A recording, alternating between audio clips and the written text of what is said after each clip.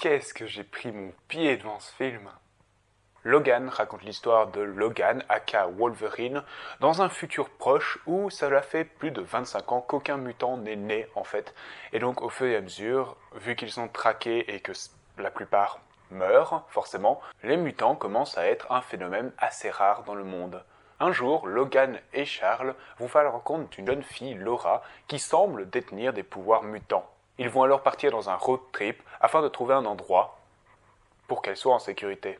Logan avait été annoncé comme le dernier film que Hugh Jackman ferait en tant que Wolverine. Déjà, rien que ça donne une raison d'aller le voir, parce que Hugh Jackman a quand même dépeint les traits de ce personnage depuis très longtemps, et donc si c'est effectivement la dernière fois qu'il le dépeint, au revoir. Ce film avait prévu d'être un petit peu plus personnel, un petit peu plus profond, comme l'avait été The Wolverine, et pour cause, il est réalisé par la même personne, James Mangold.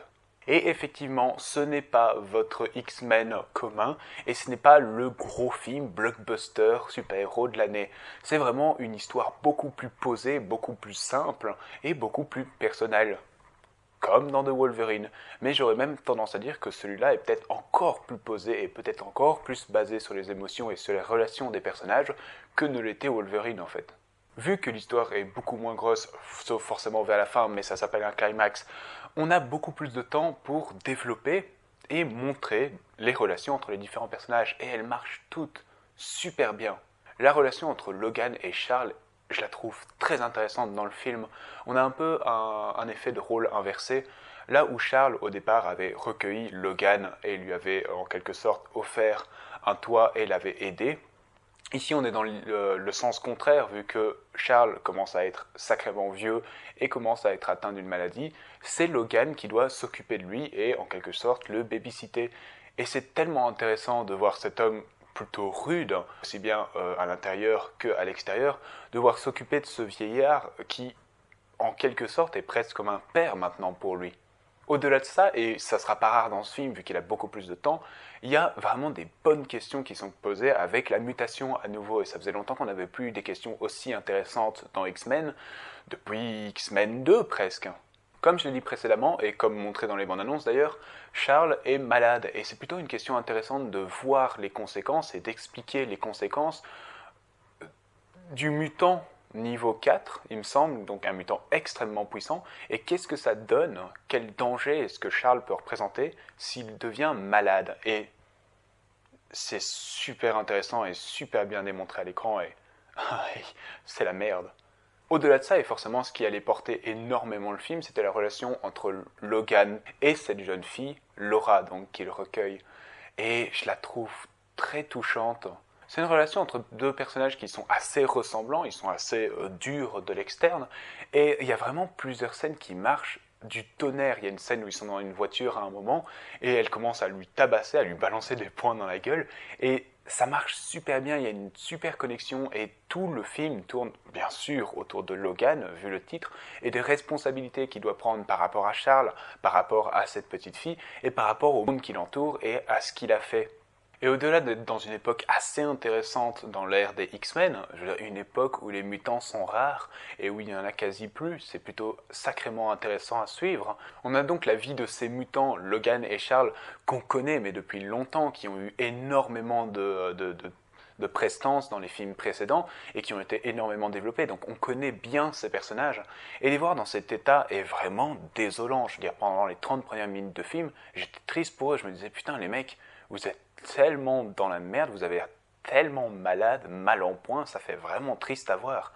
Et c'est ce qui marche vraiment avec ce film.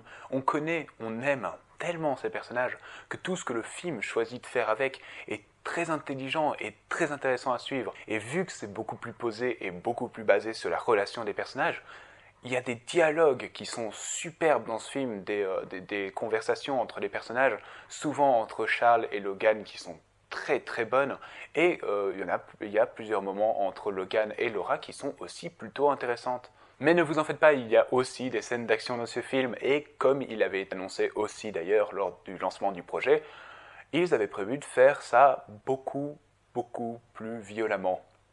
Et oui, bon Dieu, ce film est interdit au moins de 16 ans ici en Belgique. C'était le cas aussi pour Wolverine, mais Wolverine, à côté de ce film, c'est du bisounours. Ici, oui, effectivement, Logan transperce des têtes, décapite, ampute, coupe des bras et giclure de sang à volonté et des trucs assez visuellement gore à voir et pourquoi pas. J'étais assez prenant de ce choix parce que c'est vrai que jusqu'à maintenant, toujours voir les griffes de Logan propres, lui voir découper un torse, mais pas une goutte de sang ne perle parce que, attention, il faut que les enfants de 13 ans aient le droit de rentrer dans la salle. Et ici, oui, avoir un Logan beaucoup plus violent, beaucoup plus bestial en soi, ce qu'il est censé être dans le comics. Grâce à ça, on ressent vraiment l'impact des coups, la douleur que les gens ressentent lors des impacts des coups, et ça marche du feu de Dieu. Ouais, pour un dernier au revoir au personnage et la dernière performance de la part de Hugh Jackman supposément, c'est un excellent au revoir. Et je le répète, tout ça marche super bien ensemble. J'étais investi du début à la fin et motivé du début à la fin. En sortant de la salle, je suis tombé sur le cul parce que j'ai sorti mon GSM, j'ai regardé, je me suis dit « Ah putain, le film dure quand même 2h20 ». J'ai pas du tout vu ce temps passer. Si je devais donner une cote à Logan, ce serait sans hésiter un 19/20. Comme toujours, merci d'avoir regardé cette vidéo. Vous pouvez l'aimer, la partager, vous abonner à ma chaîne et la partager également. J'ai une page Facebook, Twitter dans les liens de la description. Et je vous retrouve la prochaine fois pour une nouvelle critique.